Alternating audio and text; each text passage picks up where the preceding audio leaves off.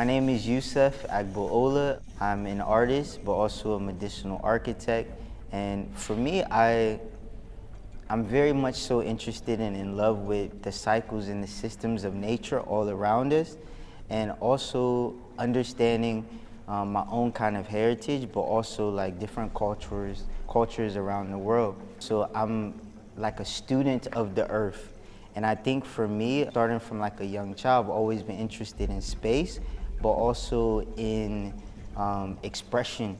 So I think just the fascination and inspiration from nature that's all kind of around us, and also my fascination of like sacred spaces in space kind of led me to create the kind of works that I'm making now.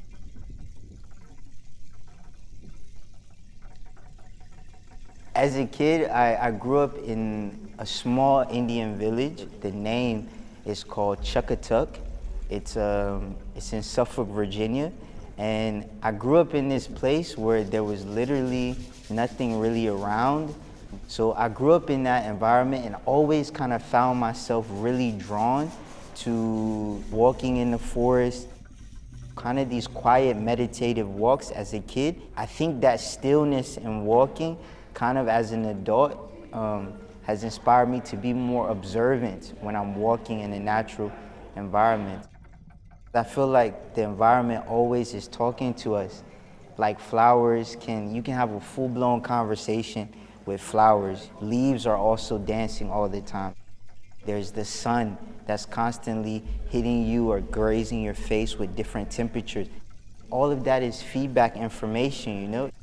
So I think for me, just being in tune with the environment, it's kind of the source of all of my creative expression, you know, just being present.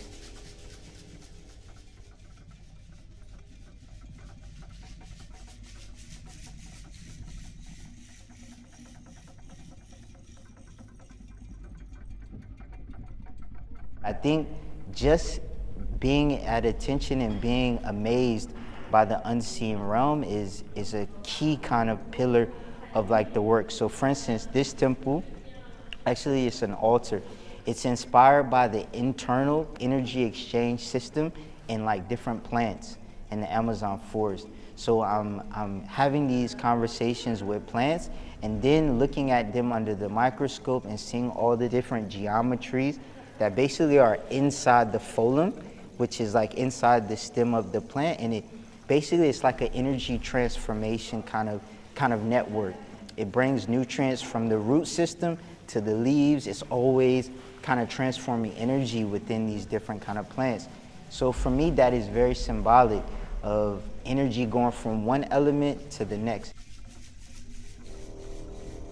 I wanted to create a structure where we can reverence the beauty of that transformation that goes on inside of these plants, but also work with scale, so making it large enough where humans can also interact and enter into the Pholem in this energy exchange as well.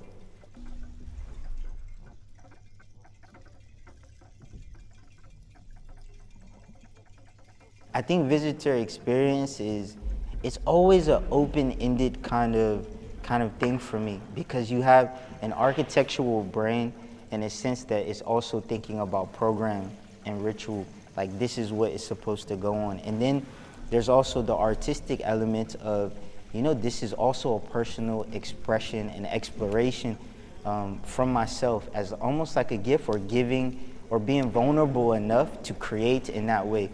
So I don't want to dictate exactly what people kind of express or feel inside of the works, but I think observation is key, you know? Just slowing down a bit. You know, there's sound in the work, there's different medicinal smells in the work. You can also touch the work. I think there's this haptic kind of resonance that people will be confronted with when they visit the work. And so if you can just kind of read the text that's on the wall and then think about also these different kind of endangered and extinct plant species that are in the Amazon forest, and then from there, let the temple, the smells, kind of take you on your own kind of journey.